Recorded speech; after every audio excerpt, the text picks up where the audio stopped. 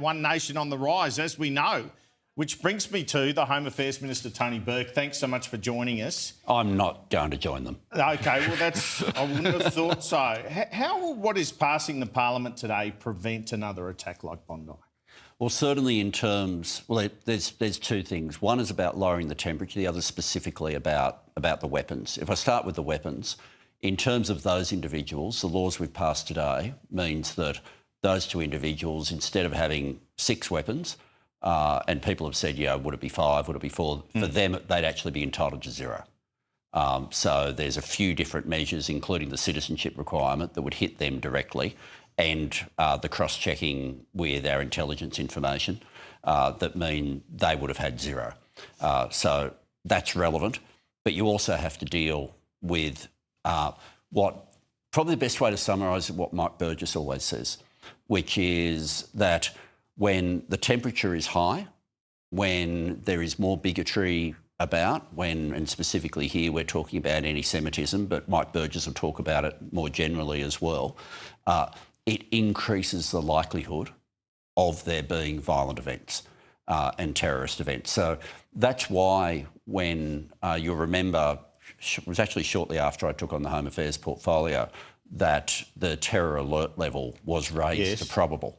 Now, when that happened, Mike Burgess made clear there was not a specific event that we believed was about to occur. But when you looked at what the mood was like in Australia effectively, that the judgment was that the activity had kicked up and therefore we were going from possible to probable. And sadly, in that exact sort of climate, that is part of the story of Bondi. Well, you've had to drop the vilification part because of the opposition. Does that mean that sort of incident where people are outside the Opera House chanting, "Where's the Jews" and "F the Jews," they won't face prosecution? Not federal. Not federal. Would they have if you got the vilification laws through? Look, I didn't have an exact check on them. I did have a check done. So it wasn't done by the people drafting the laws, but I got my department to cross-check on the original drafting against some of the comments that Wissam had made. And some of his comments would not have been caught, some of them would have. Some of the things that he said would have been a criminal offence under that. But what about F the Jews?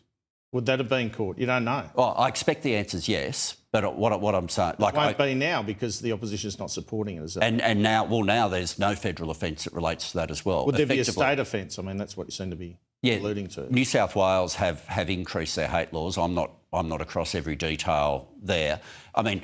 But that sort of comment, skates below the law federally at the moment because they're not calling specifically for violence. But I've got to tell you, it is a violent call. It is a sort of call. We've got to rub that out. If you're, yeah, we do, and that's why I've been quite public in saying that I wish these laws had gone further. Right, I really do.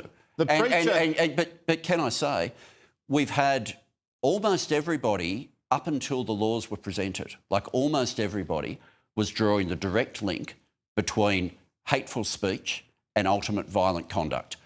And once they saw it, all of a sudden a whole lot of people went missing. The preacher who said he was happy after the October 7 rape and murder attack, essentially, Sheikh Ibrahim Dadoon, would he have been targeted under the original proposal or this proposal? Possibly. I mean, I'm not going to give I'm just not in a position to give a legal opinion on everything. As you'd know, we got him out of the country within a couple of days. And often for people, if they're on a visa, the fastest thing is to boot them and just get them out of Australia rather than go through the processes and trust the courts that they won't end up on bail and in the community forever. Will hate preachers be locked up under these laws, do you think? If they call for violence, then yes. But the frustration from the government is under our original proposal, if you fell short of the violent call, there was something that criminal law could still do. Now, we've kept that window ajar for hate organisations. The legislation against them is not as strong and not as robust as what we first put out, but effectively hate organisations that skate just below the violence threshold, there is still a pathway now for there to be a decision where they can be listed as prescribed organisations. What hate groups are you expecting to ban straight away? Okay, so there's a reason why I'm going to answer in an oblique way, and I need you and your viewers to understand why. I'm probably ultimately going to be the decision maker here, and if I've prejudged it before I get the final brief, then effectively the decision can be voided. Can you give us a number? Well, no. What I can say is in terms of the principle here, we start with there being an ASIO window that needs to be passed. So a minister can't unilaterally start banning organisations. ASIO have to determine that there are organisations that already pose the sort of threat that I've been describing that's there in law. Well, how many have they found? ASIO have pointed to two. Okay. ASIO have pointed to two organisations. It's Nazi and Hizb ut-Tahrir. That's right. Both of which have a number of sort of subsidiary organisations in different ways. They, like the Nazis also go by White Australia. There are other organisations that are viewed widely as front organisations for Hizb ut-Tahrir as well. So the laws that we first put out, well, it was arguable that they were well and truly within the threshold. The threshold's gone up a little bit, but certainly we're in a situation now where should the Senate do what we think it's going to do tonight, then we will have a situation where for hate organisations, you don't have to meet the violence threshold to be prescribed. Have you got a list of extremists you want to deport? You're cancelling visas as part of this legislation? Look, I've been doing it already based on the Incite Discord provision. Will this make a difference then? Effectively what it does, it frees up resources in the department. For some of these people, there can be up to 2 months of work in getting together everything that we need to be able to cancel the visa. And effectively what this... And so for each person we've been concerned about, we've been doing that anyway. But effectively what this does is it frees up the resources so that you don't have to prove effectively the same level of impact on the community. The fact that someone is hateful, you can effectively view as a harm in itself, and that gets you there much more quickly. Why did it take so long for the government to call the Royal Commission into Bondi? You were initially resistant, weren't you? There were concerns that I had not found a way to be able to have a Royal Commission without mitigating those concerns. Ultimately, we did. The two concerns that I'd put out there, one was on national security and one was on social cohesion. The national security concern was I wanted to make sure that you had a national security expert who was acting fast and giving us advice fast, not just relying on, at the time, it was before we'd appointed the commissioner, but normally commissioners are retired judges who might have had some experience in national security but won't have spent their whole lives there. Effectively, what we found a way to do was to bring Dennis Richardson's work inside the Royal Commission, so that you had the powers of a Royal Commission, but you still had the right person. Like, you won't find anyone more highly regarded in national security. But you have backflipped, you admit that. Oh, it's a different position. No, absolutely. The PM doesn't seem to be in some respects. Well, it's saying we took our time, Yeah, and the things we were concerned about were genuine issues. The second thing was, the normal thing with the Royal Commission, because it's a judge chairing, is they always give equal platform to each side of an argument. Now, when you're dealing with something like anti-Semitism, I was really worried about how that might unfold. We came up with a way, and Royal Commissions have this weird, very ancient terms, but they open with a thing called a greeting. So instead of just doing it in the terms of reference, you hit in the greeting the concept that unusually this Royal Commission, part of how it is meant to operate is to operate in the interest of social cohesion, and that actually gives a different way of making sure that what I'd been concerned about doesn't have to happen. Did Mike Burgess not want a Royal Commission? Because it'd tie up ASIO resources? I'm not going to speak for any of the national security agencies.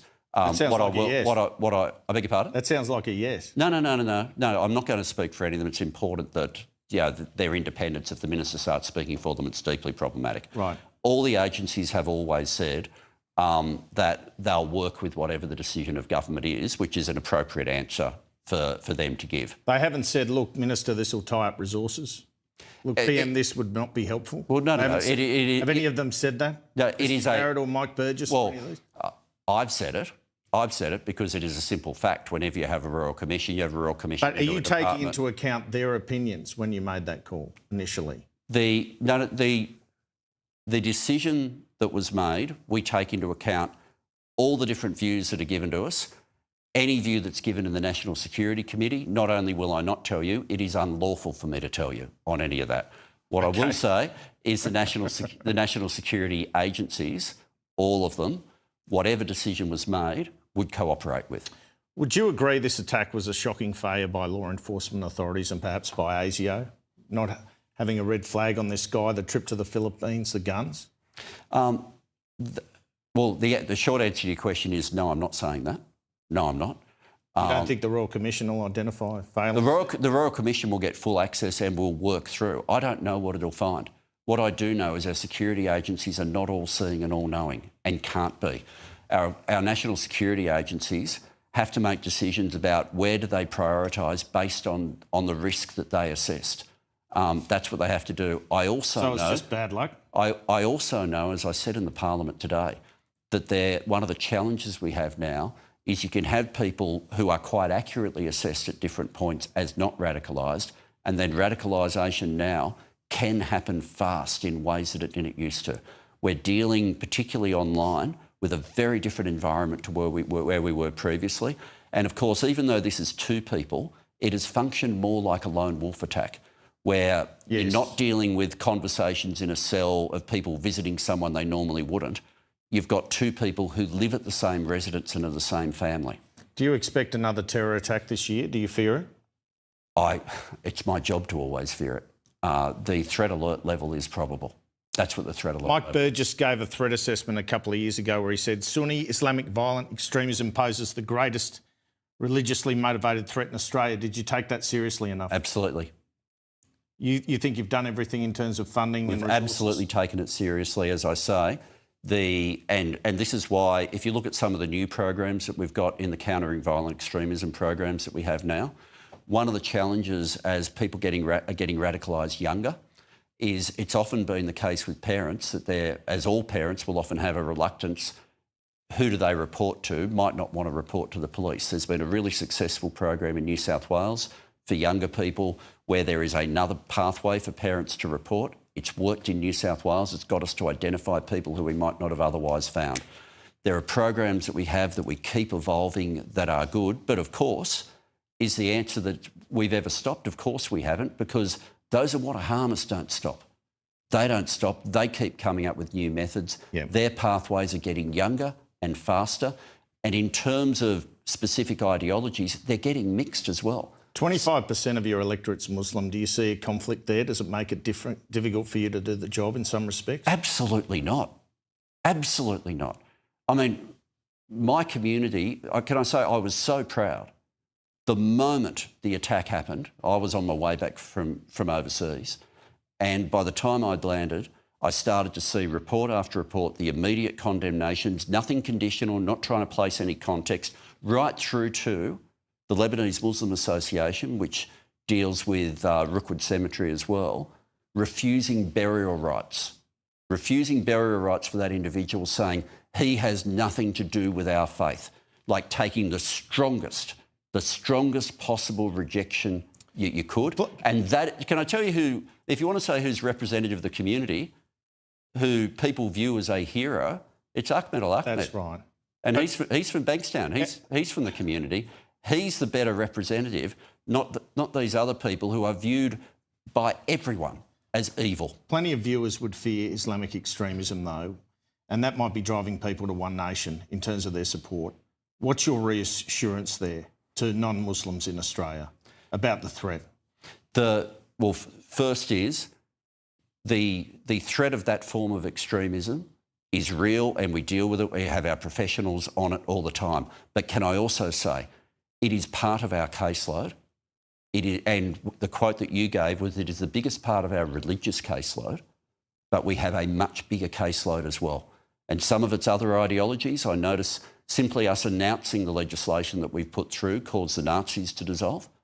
There are other forms of extremism that are deeply problematic as well, and we have to make sure most of the attacks have been Islamic extremism over the years, though, in Australia, haven't they? Or forward attacks. You go back to Operation Pandanus, 2005, Manharan Monis, the young man stabbing the priest, now Bondi. It depends whether you talk about attacks in Australia or attacks by Australians, because obviously when you say by Australians, you're also then involving Christchurch. All of the attacks All of the attacks are talking horrific. Australia, yeah. All of the attacks are horrific. And we need to make sure, like the objective here of all these different agencies, whether it's law enforcement, security, intelligence, it all comes back to the same thing. We want people to be safe and to feel safe. We need to be able to deliver both of those. The work never ends, but what I'll never do is just concentrate on one part of it, because the moment you do that, you'll find the problem somewhere else has exploded. Tony Burke, thanks so much for your time. Great to be back.